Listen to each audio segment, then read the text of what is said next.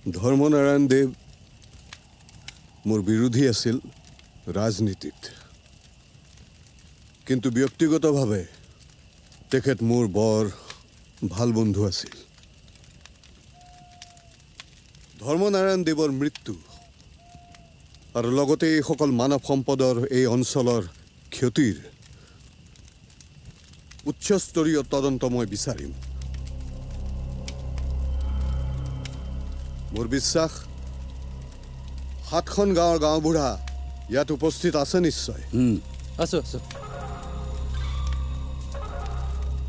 মোৰ এটা কথা ক'বলগীয়া আছে। তদন্তৰ নামত গাঁৱত বাহিৰা মানুহ আহিব, হুলস্থুল হ'ব, উকিমায়া অশান্ত হ'ব। আমাৰ নিজৰ মানুহ মৰিছে আৰু অশান্তি নালাগে।